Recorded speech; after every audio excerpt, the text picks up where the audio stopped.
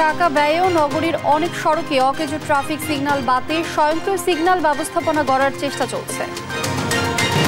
ঐতিহাসিক মুজিবনগর দিবস আজ। বঙ্গবন্ধুর প্রতিকৃতিতে প্রধানমন্ত্রীর শ্রদ্ধা, সাম্প্রদায়িক অপশক্তিকে প্রতিহতের ঘোষণা কাদেরের। তীব্র গরমে বাড়ছে জ্বর, সর্দি ও ডায়রিয়া, আছে হিট স্ট্রোকের ঝুঁকি। এসি আর কুলারের দাম বাড়াচ্ছেন ব্যবসায়ীরা, অভিযোগ ক্রেতার। বৈশাখ থেকে চালের দাম ও ধানের জাত লেখা বাধ্যতামূলক করা হলেও কার্যকর হয়নি, নির্দেশনা আমলে নিচ্ছেন না মিল মালিকরা। এবং ইরান ইসরায়েল ইস্যুতে উত্তাপের পারদ কমেনি, তেহরানের উপর নতুন নিষেধাজ্ঞার কথা ভাবছে যুক্তরাষ্ট্র, ইউরোপীয় ইউনিয়ন। দেখছিলেন শিরোনাম সংবাদ সকালের সঙ্গে আছি আমি লিনিয়া আফরোজ। ঢাকার ট্রাফিক ব্যবস্থাপনা উন্নয়নে 2 দশকে সরকারের ব্যয় হয়েছে প্রায় 302 কোটি টাকা। এত ব্যয়ের পরও বিভিন্ন পয়েন্টে ট্রাফিক সিগন্যাল বাতি অকেজো বছরের পর বছর, যেন দেখার কেউ নেই। নগরীর সড়কে শৃঙ্খলা ফেরানোর লক্ষ্যে স্বয়ংক্রিয় ট্রাফিক সিগন্যাল ব্যবস্থাপনা উন্নত করতে কাজ শুরু করতে যাচ্ছে 4 সংস্থা। বিস্তারিত শাহাদাত নিশাদের বিশেষ রিপোর্টে। আধুনিকায়নের সাথে উন্নত শহরগুলোর ট্রাফিক ব্যবস্থাও হয়েছে আধুনিক, স্বয়ংক্রিয়। যানবাহনের চলাচলে শৃঙ্খলা ফেরাতে সেখানে নেই কোনো ট্রাফিক পুলিশের উপস্থিতি। কিন্তু ঠিক বিপরীত অবস্থা রাজধানী ঢাকার। এই যেমন বিজয় সরণি মোড়, যানবাহন নিয়ন্ত্রণে ব্যস্ত কয়েকজন ট্রাফিক সদস্য। রাস্তার এক পাশে বেঁকে আছে ট্রাফিক লাইট, অপর পাশের গুলো একেবারে অকেজো। ট্রাফিক সিগন্যাল নিয়ন্ত্রণ চলছে হাতের ইশারায়। এ চিত্র শুধু রাজধানীর বিজয় সরণি মোড়ে নয়, বিভিন্ন সড়কেই ট্রাফিক সিগন্যাল লাইটের এমন বেহাল অবস্থা। আশ্বাসে দিন, মাস, বছর পার করলেও আশার বাতি দেখেননি নগরবাসী। আর হাতের ইশারায় এমন অ্যানালগ ব্যবস্থায় নিজেদের কষ্টের কথাই তুলে ধরেন দীর্ঘ সময় খারদে দাঁড়িয়ে থাকা ট্রাফিক পুলিশরা। অনেক কঠিন কাজকে খুব সহজে করা যায়, সেটাই তো ডিজিটালের সবচেয়ে বড় সুবিধা। আমাদের এখন এখানে অনেক আগে ছিল, সেটা আমরা শুনছি, কিন্তু সেটা আমরা দেখি নাই, আমরা এসে পরে। তো যদি সেটা হয়, সেটা আমাদের জন্য খুবই ভালো হবে। হ্যাঁ, সার্বক্ষণিক আমাদেরকে ইন্টারসেকশনে খেয়াল রাখতে হয়, কোন দিক থেকে কে মানে সিগন্যাল তো আর সবাই বুঝতে পারে না, সেজন্য আমাদের ট্রাফিকের কনস্টেবল যারা আছে তাদেরকে ডেপ্লয় করে রাখা হয়। তারা সিগন্যালে দাঁড়ায় থাকে, সিগন্যালটা বন্ধ করে রাখে। আর লাইট থাকলে হয়তো বা এটা করা লাগতো না। এর আগেও বেশ কয়েকবার ট্রাফিক ব্যবস্থা পরিবর্তনের কথা বলা হলেও আলোর মুখ দেখেনি সে প্রকল্প। এ বিষয়ে ঢাকা মহানগর পুলিশের ট্রাফিক বিভাগের অতিরিক্ত কমিশনার জানান, উন্নত দেশগুলোর মতো বাংলাদেশেও অটোমেশনের মাধ্যমে ট্রাফিক ব্যবস্থা নিয়ন্ত্রণের উদ্যোগ নেওয়া হয়েছে, যে প্রকল্পে যুক্ত করা হয়েছে 4 সংস্থাকে। তো সম্প্রতি আমাদের কিন্তু অটোমেশন সিস্টেমের কাজটি এই ব্যাপারে একটু উদ্যোগ নেওয়া হয়েছে, যে 4টা সংস্থাকে সম্পৃক্ত করে এই কাজটি চলছে। এবং এই আপনার সিগন্যাল লাইটগুলোর কিন্তু আমরা ট্রাফিক সিস্টেমটা আমরা অপারেট করে থাকি, কিন্তু এগুলোর কিন্তু মেইনটেনেন্স, এটা দেখভালের দায়িত্ব, টেকনিক্যাল যে বিষয়গুলো থাকে সেগুলোর জন্য কিন্তু নিজস্ব সংস্থা আছে। আর আর্টিফিশিয়াল ইন্টেলিজেন্সের মাধ্যমে রাজধানীর সড়কগুলোয় ট্রাফিক সিগন্যাল ব্যবস্থার কথা জানান উত্তরের মেয়র। মাননীয় স্বরাষ্ট্রমন্ত্রীর দপ্তরে উত্তর এবং দক্ষিণে এবং আমাদের স্বরাষ্ট্র সচিব সহ আমরা সবাই এক্সপার্টিসরা বসেছিলাম, এবং আমরা চাচ্ছি এআই বেস ক্যামেরার মাধ্যমে, আর্টিফিশিয়াল ইন্টেলিজেন্সের মাধ্যমে ট্রাফিক সিগন্যাল হবে। সেই মান্দাত আমলে ট্রাফিক সিগন্যাল একটি ট্রাফিক রৌদ্রের মধ্যে, ধুলার মধ্যে দাঁড়িয়ে নাওয়া নাই, খাওয়া নাই, অমানসিক অবস্থা থাকতে পারে না। আধুনিক ট্রাফিক সিগন্যালের কাজে একাধিক প্রকল্পে গেল 2 দশকে সরকারের অপচয় হয়েছে প্রায় 302 কোটি টাকা। এখন যানজট নিরসনে ট্রাফিক ব্যবস্থার পরিবর্তন দেখার অপেক্ষায় সাধারণ মানুষ। শাহাদাত নিশাদ, দেশ টিভি, ঢাকা। মুজিবনগর দিবসে জাতির পিতা বঙ্গবন্ধু শেখ মুজিবুর রহমানের প্রতি শ্রদ্ধা জানিয়েছেন প্রধানমন্ত্রী শেখ হাসিনা। শ্রদ্ধা নিবেদন করেছে আওয়ামী লীগ ও এর সহযোগী সংগঠনের নেতাকর্মীরা। সাধারণ সম্পাদক ওবায়দুল কাদের বলেন, মুক্তিযুদ্ধের বিজয় সংহত করার পথে প্রতিবন্ধক হল বিএনপি, এদের প্রতিহত করতে হবে। জয় যাদবের রিপোর্ট। ঐতিহাসিক মুজিবনগর দিবস উপলক্ষে বুধবার সকালে ধানমন্ডির 32 নম্বরে প্রতিকৃতিতে ফুল দিয়ে জাতির পিতা বঙ্গবন্ধু শেখ মুজিবুর রহমানের প্রতি শ্রদ্ধা জানান প্রধানমন্ত্রী শেখ হাসিনা। পরে দলের কেন্দ্রীয় নেতাদের সঙ্গে নিয়ে বঙ্গবন্ধুর প্রতি শ্রদ্ধা নিবেদন করেন আওয়ামী লীগ সভাপতি। এ সময় কিছুক্ষণ নীরবে দাঁড়িয়ে থাকেন নেতারা। শ্রদ্ধা নিবেদন শেষে সাংবাদিকদের সঙ্গে কথা বলেন সাধারণ সম্পাদক ওবায়দুল কাদের। তিনি বলেন, দেশের ইতিহাসে ঐতিহাসিক দিন 17 এপ্রিল। অভিযোগ করেন মুক্তিযুদ্ধের বিজয় সংহত করতে অন্তরায় বিএনপি সহ স্বাধীনতা বিরোধী সন্ত্রাসী শক্তি সকল অপশক্তিকে যারা আমাদের বিজয়কে সংহত করার পথে প্রতিবন্ধক, এদের আমরা পরাজিত করব, পরাভূত করব, প্রতিহত করব এবং আমাদের লড়াইকে আমরা এগিয়ে নিয়ে যাব। এরপর ছাত্রলীগ, যুবলীগ, স্বেচ্ছাসেবক লীগ, মহিলা আওয়ামী লীগ, যুব মহিলা লীগ সহ দলের বিভিন্ন সহযোগী সংগঠনের নেতাকর্মীরা বঙ্গবন্ধুর প্রতিকৃতিতে শ্রদ্ধা নিবেদন করেন। জয় যাদব, দেশ টিভি, ঢাকা। ৭১-এর ১৭ এপ্রিল বর্তমান মেহেরপুর জেলার বৈদ্যনাথতলার আমবাগানে শপথ নিয়েছিল স্বাধীন বাংলাদেশের প্রথম সরকার। সেদিন সারা বিশ্ব জেনেছিল ২৬ মার্চে বঙ্গবন্ধুর স্বাধীনতা ঘোষণার পর বাংলাদেশ নামে নতুন রাষ্ট্রের যাত্রা শুরুর কথা। এই সরকারি গুরু দায়িত্ব পালনের মধ্য দিয়ে পূর্ণতা পায় মুক্তিযুদ্ধ। আসে ১৬ ডিসেম্বর চূড়ান্ত বিজয়। জয় যাদবের আরও একটি রিপোর্ট। ২৬শে মার্চ ১৯৭১ থেকে বাংলাদেশ স্বাধীন। বঙ্গবন্ধুর এই ঘোষণায় ততক্ষণে দেশকে হানাদার পাকিস্তানি বাহিনীর কবল মুক্ত করতে মরণপণ মুক্তিযুদ্ধে ঝাঁপিয়ে পড়েছে জাতি। যুদ্ধের মধ্যেই স্বাধীন বাংলাদেশের অগ্রযাত্রা বিশ্ববাসীর সামনে মূর্ত হয়ে উঠল। ১০ এপ্রিল ৭০-এর নির্বাচনে বিজয়ী জনপ্রতিনিধিরা গণপরিষদ গঠনের মাধ্যমে স্বাধীনতার ঘোষণাপত্র প্রকাশ করে বৈধ ভিত্তি দেন বাংলাদেশের আত্মপ্রকাশকে। সেদিনই ঘোষণা আসে বাংলাদেশ সরকার গঠনের। চরম প্রতিকূলতার মধ্যেই সামনে আসে মুক্তাঞ্চল মেহেরপুরের বৈদ্যনাথতলার নাম। সিদ্ধান্ত হয় বঙ্গবন্ধু শেখ মুজিবুর রহমানকে রাষ্ট্রপতি করে ১৭ এপ্রিল সেখানে হবে স্বাধীন গণপ্রজাতন্ত্রী বাংলাদেশের প্রথম সরকারের শপথ। যে প্রোক্লেমেশন অফ ইন্ডিপেন্ডেন্স, আর সেখানে বলা হয়েছে যে we the elected representative of the people. এটাও খুব গুরুত্বপূর্ণ। মার্কিন যে স্বাধীনতার ঘোষণা, সেখানে বলা হয়েছে উই দ্য পিপল, আর আমরা বলেছি we the elected representative of the people. জনগণের প্রতিনিধিত্ব বটে এবং জনগণের নির্বাচিত প্রতিনিধি হিসাবে, আর সেখানে সেই নির্বাচিত প্রতিনিধিদের প্রধান হিসাবে বঙ্গবন্ধুর স্বাধীনতা ঘোষণা ২৬শে মার্চের সেই আলোকেই আমাদের মুক্তিযুদ্ধ শুরু হলো। দেশের প্রথম রাষ্ট্রপতি জাতির জনক শেখ মুজিবের নামে বৈদ্যনাথতলার নামকরণ হলো মুজিবনগর। বঙ্গবন্ধুর অনুপস্থিতিতে অস্থায়ী রাষ্ট্রপতি হিসেবে সরকারের নেতৃত্বে এলেন সৈয়দ নজরুল ইসলাম ও প্রধানমন্ত্রী হিসেবে তাজউদ্দিন আহমদ।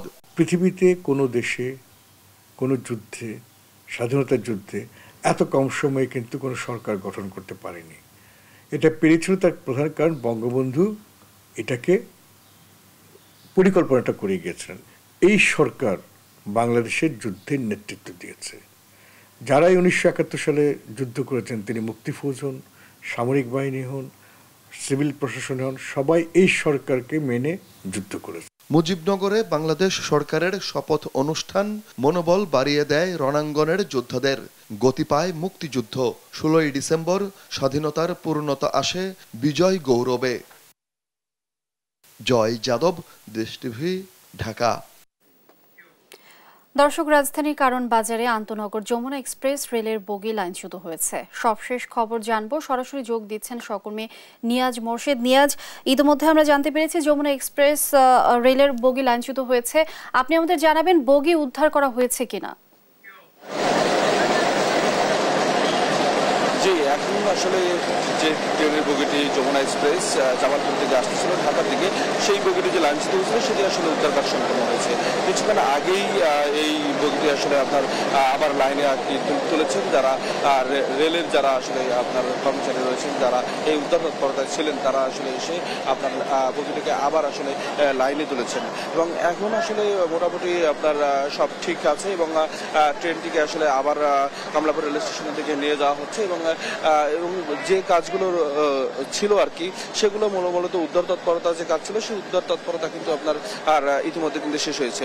এবং আপনাকে কিন্তু বলে রাখি যে আজকে সকাল ঠিক 8টা 5 মিনিটে এই কারণ বাজার যে মাছের আড়ত রয়েছে এখানে এসে ট্রেনটি আসলে বগি একটা রয়েছে সেই বগিটি আসলে লাইনচ্যুত হয়েছে এবং আপনার ট্রেনের যে পাম্প খুলে গিয়ে আপনার লাইন থেকে আপনার একটু দূরে সরে যাওয়ার কারণে আপনার সেটি কিন্তু আসলে একটা বগি আসলে লাইনচ্যুত হয় এবং সেটি কিছুক্ষণ আগে মাত্র 2 মিনিট আগেই আর কি আপনার এই বগিটি আসলে উদ্ধার তৎপরতা কাজ শেষ করছেন যারা আপনার উদ্ধার তৎপরতার কাজে রেলওয়ের পক্ষ থেকে যারা ছিলেন এবং ইতিমধ্যে কিন্তু আসলে এখানে যাত্রী ছিল ট্রেনটিতে এবং আপনারা কোনো ধরনের হতাহতের কোনো ঘটনা ঘটেনি এবং আপনারা কোনো ধরনের কোনো আহত বা আপনার কোনো ধরনের আসলে কোনো অসুবিধাই আসলে যাত্রীদের হয়নি এমনটা তথ্য আমাদেরকে দিয়েছেন যারা রেলওয়ে উদ্ধার তৎপরতায় রয়েছেন বা কর্মকর্তা যারা রয়েছেন তারা। এবং আপনি দেখতে পাচ্ছেন যে আসলে রেল লাইনটি কিন্তু আসলে আপনারা ঠিক করা হচ্ছে, যারা আসলে কর্মী রয়েছেন তারা কিন্তু রেল লাইনটিকে আসলে আপনারা ঠিক করছেন যাতে কোনো ধরনের কোনো বিপদ না হয়। এবং ইতিমধ্যে আসলে আমরা যে তথ্যটি জেনেছি সেটিতে হলো কমলাপুর থেকে যে ট্রেনগুলো ছেড়ে আসবে বা ঢাকার দিকে যেগুলো ঘটবে সেগুলো আসলে কোনো শিডিউল বিপর্যয়ে ঘটবে না বলে জানিয়েছেন আমাদেরকে এবং খুব দ্রুতই আসলে এই উদ্ধার তৎপরতা শেষ করে ফেলা হয়েছে এবং এখনই আসলে এটিকে আপনার নিয়ে যাওয়া হবে কমলাপুর রেল স্টেশনে। এবং এখানে কিন্তু আসলে আপনার যারা পুলিশের প্রশাসনের পক্ষ থেকে যারা রয়েছেন তারাও আসলে কোনো ধরনের কোনো অপ্রীতিকর ঘটনা না ঘটে এবং কিছুক্ষণের মধ্যেই আসলে এটি নিয়ে যাওয়া হবে আপনার কমলাপুর রেল স্টেশনে। আপনি দেখতে পাচ্ছেন যে আসলে ট্রেনের যে বগিগুলো রয়েছে সেগুলো আসলে আলাদাভাবে করা হয়েছে এবং আলাদা করে এগুলোকে আস্তে আস্তে যোগ দিয়ে সেগুলো কিন্তু আসলে আপনার নিয়ে যাওয়া হবে আপনার ট্রেনের আসলে আপনার এই যে পাতগুলো আসলে খুলে গিয়েছিল এবং যে আপনার লাইনের সাথে যে স্ক্রুগুলো লাগানো ছিল সেটি আসলে এক ধরনের বিপর্যয় হয়েছে। সেটি আসলে তারা রেলের যারা কর্মচারী রয়েছেন এই উদ্ধার তৎপরতার কাজে তারা কিন্তু আপনার চেষ্টা করছেন আবার আটকানো যাবে। যে ট্রেনগুলো আসবে সেই ট্রেনগুলো যেন কোনো ধরনের কোনো বিপর্যয় না করে কোনো ধরনের কোনো দুর্ঘটনায় না পতিত হয়।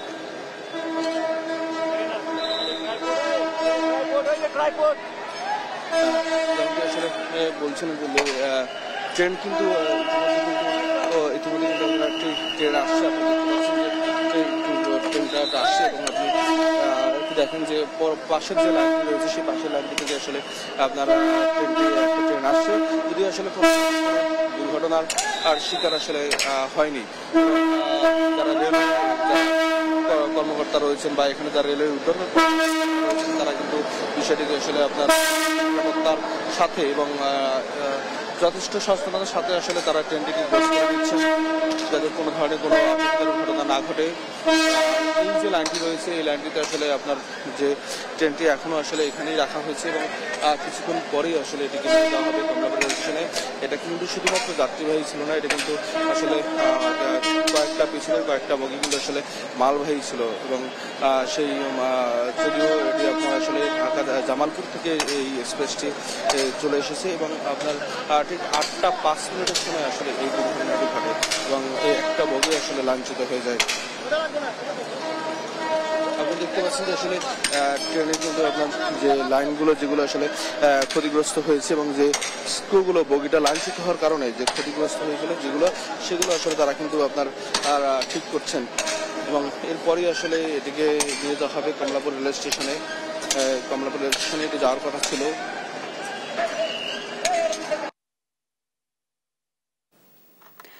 দর্শক, কারণবাজার আন্তনগর যমুনা এক্সপ্রেস রেলের বগি লাইনচ্যুত হয়েছে। এ বিষয়ে সবশেষ খবরাখবর জানাচ্ছিলেন সহকর্মী নিয়াজ মোর্শেদ। সংবাদ সকালে আরো থাকছে। আইনি জটিলতায় বরগুনায় নষ্ট হচ্ছে কোটি টাকার সরকারি গাড়ি নৌযান, দ্রুত নিলামের দাবি সচেতন নাগরিকদের।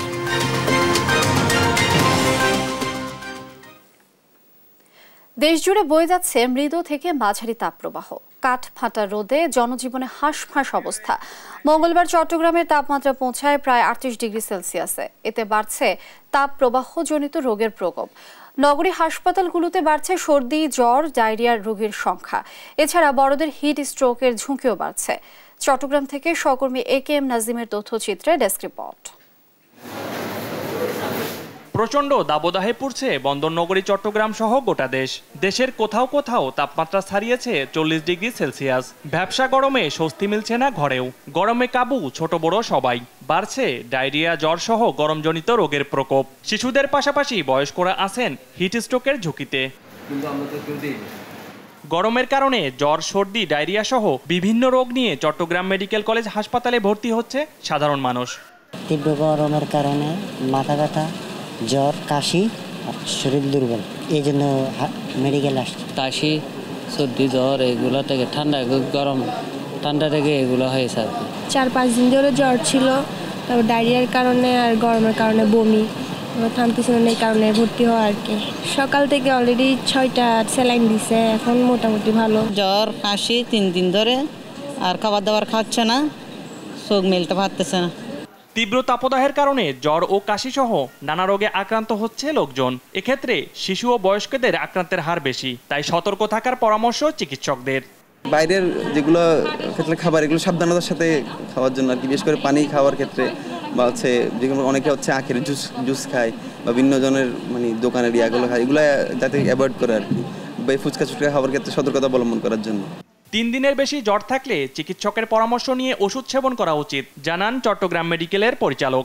তীব্র তাপদাহ চলছে এবং এই সময় ডায়রিয়া বা নিউমোনিয়া, জ্বর, কাশি এগুলা রোগীর সংখ্যা বাড়ে। আমাদের পরামর্শ সবার জন্য যে অবশ্যই সাথে সাথে সঠিক চিকিৎসকের কাছে যাবেন, প্রচুর পানি পান করবেন।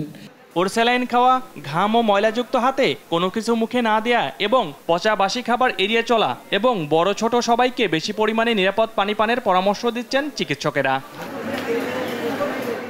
নিউজ ডেস্ক, দেশ টিভি। সারা দেশে বয়ে যাচ্ছে তাপদাহ। বন্দরনগরে দিনভর অতিরিক্ত গরমে নাভিশ্বাস জনজীবনে, ফলে গরমজনিত নানা রোগের প্রকোপও বাড়ছে। বিশেষ করে শিশু ও বয়স্করা ডায়রিয়া, জ্বর সহ নানা রোগে আক্রান্ত হচ্ছেন। আরো খবর জানবো, সরাসরি যুক্ত হচ্ছেন সহকর্মী AKM নাজিম যুক্ত হচ্ছেন আমাদের সঙ্গে। নাজিম, গরমের তীব্রতা আজ কেমন দেখছেন আর হাসপাতালে রোগীর চাপ কেমন দেখছেন, জানাবেন। জি, আপনি যেমনটা বলছেন, আসলে যে গরম চলছে, সে গরমের কারণে চট্টগ্রাম নগরীর যেসব হাসপাতালগুলো রয়েছে সেগুলোতে আসলে রোগীদের চাপ বাড়ছে। বিশেষ করে ডায়রিয়া, শ্বাসকষ্ট, হিট স্ট্রোক জনিত রোগী বাড়ছে এই মেডিকেলে। আমরা রয়েছি চট্টগ্রাম হাসপাতালে। এখানে গতকাল বিশেষ করে গতকাল দুপুরের পর থেকে এই হাসপাতালে রোগীদের দীর্ঘ সারি, বিশেষ করে এখানে 13 নম্বর ওয়ার্ড, শিশু ওয়ার্ড থেকে শুরু করে যে ওয়ার্ড রয়েছে সেগুলোতে আসলে রোগীদের ভিড় বাড়ছে। চট্টগ্রাম নগরীর আশেপাশে যেসব জেলা উপজেলাগুলো রয়েছে সেই জায়গা থেকে, নগরীর সেসব জায়গা থেকেই আসলে রোগীরা এখানে আসছেন। চিকিৎসকরা বলছেন যে আসলে অপরিচ্ছন্ন থাকা বা অনিরাপদ পানি পান করা, এইসবের কারণে মূলত এগুলো বাড়ছে। আর যে তীব্র গরম, সে গরম থেকে বাঁচতে হলে বা গরম থেকে যদি ডায়রিয়া সম্বন্ধে থেকে বাঁচা থাকে, তাহলে নিরাপদ পানি এবং খাওয়ার স্লাইন সব পরিষ্কার পরিচ্ছন্ন ভাবে চলতে হবে। আমরা সকাল থেকে নগরের কয়েকটি হাসপাতালে খোঁজ নিয়েছি, বিশেষ করে মা ও শিশু হাসপাতাল, জেনারেল হাসপাতাল, চট্টগ্রাম মেডিকেল কলেজ হাসপাতাল সহ যেসব বেসরকারি হাসপাতাল রয়েছে, সবগুলো হাসপাতালে আসলে গরমের যে গরমজনিত যেসব রোগ রয়েছে সেই রোগীরা আসলে হাসপাতালগুলোতে ভিড় করেছেন। বিশেষ করে বিভিন্ন ওয়ার্ডে রোগীরা চিকিৎসা নিচ্ছেন। লামিয়া। নাজিম, ধন্যবাদ আপনাকে। দর্শক, সারা দেশে বয়ে যাচ্ছে তাপদাহ, এ বিষয়ে বিস্তারিত জানাচ্ছিলেন সহকর্মী নাজিম। ঢাকা সহ 6 বিভাগে বইছে মৃদু থেকে মাঝারি ধরনের তাপপ্রবাহ। এতে ব্যাহত হচ্ছে সাধারণ মানুষের স্বাভাবিক জীবনযাপন। গরমের তীব্রতা বাড়ায় চাহিদা বাড়ছে শীতাতপ নিয়ন্ত্রিত যন্ত্রের। মানুষ ঝুঁকছে ইলেকট্রনিক পণ্যের দোকানগুলোয় এসি কিংবা এয়ার কুলার কিনতে। তবে দাম বেশি হওয়ায় খালি হাতে ফিরতে হচ্ছে অনেককে। বিস্তারিত আমেনা প্রণামের প্রতিবেদনে। তীব্র তাপদাহে পড়ছে দেশ, ঘরে বাইরে নেই স্বস্তি। ব্যবসা গরম থেকে স্বস্তি পেতে মোহাম্মদপুরের সৈকত স্ত্রীকে নিয়ে এসেছেন এসি কিনতে। অবশ্য আকাশ ছোঁয়া দামের কারণে প্রসূতি স্ত্রীর কথা ভেবে এসি বাদ দিয়ে বাধ্য হয়ে এয়ার কুলার কিনে বাসায় ফিরতে হয়েছে তাকে। মূলত নেওয়ার কারণ হচ্ছে প্রচুর গরম পড়ছে এবং টপ ফ্লোরে বাসা, তো এই কারণে এয়ার কুলার নিচ্ছেন। প্রাইস মোটামুটি একটু বেশি। সৈকতের মতো অনেকেই এসি, ফ্যান, এয়ার কুলার কিনতে ভিড় করছেন নগরীর বিভিন্ন শোরুমে। গেল বছরের এই সময়ের তুলনায় চলতি এবছর এসির চাহিদা বেড়েছে 20% থেকে 25%। বিক্রেতারা বলছেন গরমের কারণে এসি, এয়ার কুলার ও চার্জার ফ্যানের চাহিদা বেড়েছে।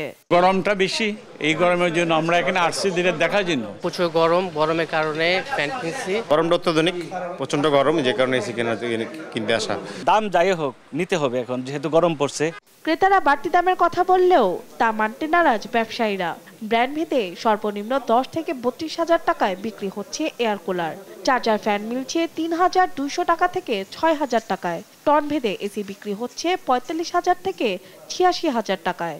গরমের চাপে আর কি সবাই এসি এবং এয়ার কুলারের দিকে ঝুঁকছে, তো সেই অনুযায়ী দামটা আমার মনে হয় তুলনামূলক একটু বেশি। তুলনামূলকভাবে সবকিছুর দাম বাড়াতে আপনার ডলারের দাম বাড়ার কারণে প্রাইসের দাম বেড়েছে। গ্রাহকের কথা চিন্তা করেই আমরা 2023 থেকে 24 সালের মধ্যে আমরা এসির কোনো প্রাইস আমরা বাড়াইনি। আবহাওয়া অধিদপ্তর বলছে এপ্রিলের পুরোটা সময় দেশ জুড়ে অব্যাহত থাকবে তাপপ্রবাহ।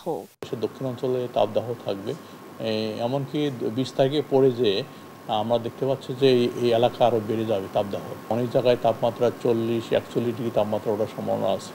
তীব্র গরমে ইলেকট্রনিক পণ্যের দাম যেন আকাশচুম্বী না হয় এমনটাই প্রত্যাশা সাধারণ ভোক্তাদের। আমেনা প্রোরামি, দেশ টিভি, ঢাকা। চালের বাজার নিয়ন্ত্রণে পহেলা বৈশাখ থেকে বস্তার গায়ে চালের মূল্য, ধানের জাত উৎপাদনের তারিখ লেখা বাধ্যতামূলক করা হলেও এখন পর্যন্ত কার্যকর হয়নি। এসব তথ্য ছাড়াই আগের মতো বাজারে বিক্রি হচ্ছে চাল। মিল মালিকরা বলছেন নির্দেশনা বাস্তবায়ন করতে সময় লাগবে। আর প্রশাসন বলছে তথ্য ছাড়া চাল বাজারজাত করলে জরিমানা সহ সর্বোচ্চ শাস্তির আওতায় আনা হবে মিলারদের। কুষ্টিয়া থেকে নাহিদ হাসান তিতাসের রিপোর্ট।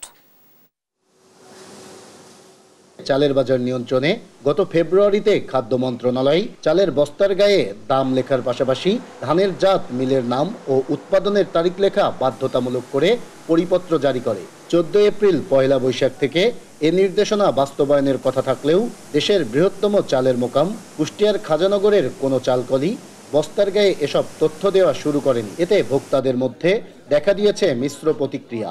ভোক্তারা পড়ে গেছে বিপদে, দাম ওরা ইচ্ছামতো বাড়াচ্ছে, ইচ্ছামতো কমাচ্ছে। আমরা তো ধান বিক্রি করি 1200 টাকা, অথচ চাল কিনে খাওয়া লাগে 70-80-90 টাকা। খুচরা বিক্রেতারা বলছেন খাজানগরের মিলগুলোতে এখনো বস্তায় তথ্য লেখা শুরু করেনি মালিকরা। এইগুলো লিখে দেওয়ার কথা আছে, তো এখনো মিল থেকে আমরা পাইনি। তারা বলছে যে আমাদের সাথে এখনো কথা তাদের শেষ হয় নাই বা আমরা কোনো প্রক্রিয়া পাই নাই, প্রক্রিয়া পাইলে এটা আস্তে আস্তে হবে। তবে মিল মালিকরা বলছেন সরকার পরিপত্র জারি করলেও তাদের কিছু করার নেই। 20,000 বস্তা আমাকে একবারে আনার পরে সাপ্লাই করতে আমার 2 মাসও লেগে যেতে পারে, বা অনেক মিল মালিক আর বেশি লাগতে পারে, কারোর কমও লাগতে পারে। তো সেই ক্ষেত্রে আসলে এটা লেখা আমাদের জন্য খুব ক্রিটিক্যাল, আমাদের জন্য খুব সমস্যা। তবে আমরা গভর্নমেন্টকে বলেছি যেহেতু বস্তার গায়ে সিল মারার মতন যদি এক্সট্রা ঘোড়ায় যে সিল মারে বা কাগজে যেটা করা সম্ভব, সেটা বস্তায় ওরকম কোনো মেশিন এসে থাকে আমরা সেটা করব। আর বাজার তদারকির দায়িত্বে থাকা কর্মকর্তারা বলছেন সরকারি নির্দেশনা না মেনে চাল বাজারজাত করলে জরিমানা সহ সর্বোচ্চ শাস্তির আওতায় আনা হবে মিলারদের। অলরেডি কৃষি বিপণন আইনে করে দেওয়া হয়েছে, সেই আঙ্গিকে যদি তারা না করে তাহলে আমরা তাদের সর্বোচ্চ জরিমানাটায় 2 লক্ষ টাকা অর্থদণ্ড এবং 2 বছরের কারাদণ্ড, এই সিস্টেমে আমরা চলে যাব। বস্তার গায়ে চালের মূল্য, ধানের জাত ও উৎপাদনের তারিখ লেখা আদেও কার্যকর হবে কিনা তা নিয়ে দেখা দিয়েছে সন্দেহান। নাহিদ হাসান তিতাস, দেশ টিভি, কুষ্টিয়া। সংবাদ সকালে আরো যা থাকছে। বার্সেলোনাকে কাঁদিয়ে চ্যাম্পিয়ন্স লিগের সেমিতে পিএসজি, অন্য ম্যাচে অ্যাটলেটিকোকে হারিয়ে সেমিতে উঠল বরুসিয়া ডর্টমুন্ড। আইনি জটিলতায় বরগুনায় খোলা আকাশের নিচে পড়ে নিঃশেষ হচ্ছে বিভিন্ন দপ্তরে কোটি কোটি টাকার সরকারি গাড়ি, নৌযান ও যন্ত্রাংশ। বছরের পর বছর পড়ে থাকায় চুরি হয়ে গেছে অনেক যন্ত্রাংশ। কোটি টাকার এসব সরকারি সম্পদ নষ্ট না করে দ্রুত নিলামে বিক্রির দাবি সচেতন নাগরিকদের। আর জনস্বার্থে নিলাম প্রক্রিয়া সহজ করতে বিষয়টি সংসদে উপস্থাপনের কথা জানান স্থানীয় সংসদ সদস্য। বরগুনা থেকে রিয়াজ আহমেদ মুসার পাঠানো তথ্যছবিতে রিপোর্ট। দীর্ঘ 20 বছর ধরে নিলামের অপেক্ষায় নিঃশেষ হওয়ার পথে বরগুনার পৌরসভার অসংখ্য ট্রাক সহ বিভিন্ন ধরনের গাড়ি। একই অবস্থায় পড়ে আছে বরগুনা জেলা প্রশাসকের নৌযান ঘাটে কোটি টাকা মূল্যের স্পিডবোট। এমন চিত্র জেলার বিভিন্ন দপ্তরের। যথাসময়ে নিলাম না করায় রাষ্ট্রের অর্থে কেনা কোটি কোটি টাকার সম্পদ নিঃশেষ হয়ে যাচ্ছে। এতে অর্থনৈতিকভাবে ক্ষতিগ্রস্ত হচ্ছে দেশ। এদিকে যানবাহনগুলো নিলাম নিয়ে দীর্ঘ সময় বিভিন্ন অফিসে চিঠি চালাচালি ছাড়া আর কোনো দৃশ্যমান অগ্রগতি হয়নি। বড় যন্ত্রপাতি যেগুলো মানে টেকনিক্যাল যে বেশি এগুলো সেগুলো আমাদের জন্য আলাদা গভর্নমেন্ট থেকে কমিটি করা আছে, এই কমিটির মাধ্যমে ব্যবস্থা নিব। আমাদের স্থায়ী সরকার মন্ত্রণালয় থেকে যে ইকুইপমেন্টস যে মালামাল যে মানে ব্রাঞ্চের সাথে জড়িত সেইখানে যায়, সেখান থেকে চূড়ান্ত অনুমোদন হওয়ার পরে যখন আবার মিনিস্ট্রি থেকে আমাদের কাছে আসে, তারপর আমরা নিলাম প্রক্রিয়া যাই।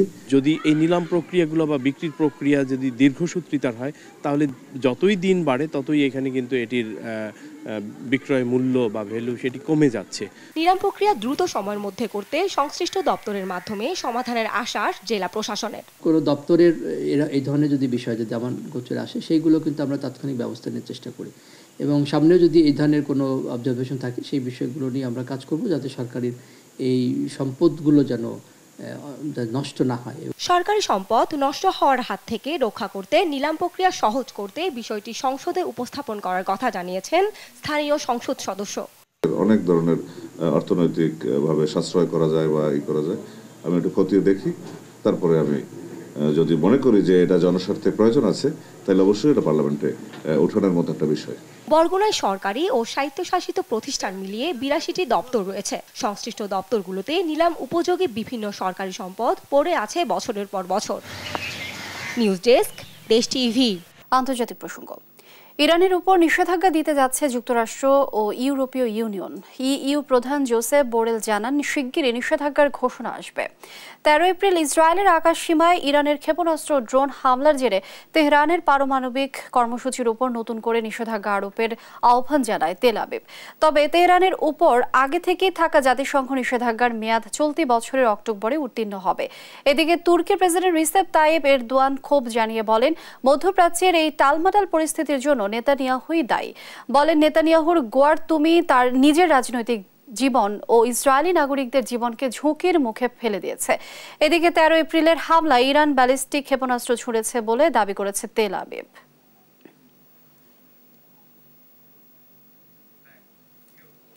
ফিলিস্তিনের গাজায় ৬ মাসেরও বেশি সময় ধরে ইসরায়েলি বাহিনী ভয়াবহ যুদ্ধ চলছে। মঙ্গলবার গাজার মধ্যাঞ্চলের মাঘাজি শরণার্থী ক্যাম্পে হামলায় নিহত হয়েছেন আরও ১৮ ফিলিস্তিনি। রাফার একটি শরণার্থী শিবিরেও চলে বিমান থেকে বোমা হামলা, সেখানেও হতাহতের ঘটনা ঘটে। দফায় দফায় হামলার প্রতিটা মুহূর্ত আতঙ্কে কাটছে ফিলিস্তিনিদের। এদিকে ইসরায়েলের অধিকৃত ফিলিস্তিনের পশ্চিম তীরে ইহুদিদের ক্রমবর্ধমান হামলায় নিন্দা জানিয়েছে যুক্তরাষ্ট্র, যুক্তরাজ্য এবং ফিলিস্তিনের মানবাধিকার গোষ্ঠীগুলো। গত ৭ অক্টোবরের পর থেকে পশ্চিম তীরে ফিলিস্তিনিদের উপর সহিংসতার মাত্রা বেড়েছে। প্রায়শই সেখানে অভিযান চালাচ্ছে ইসরায়েলি বাহিনীও।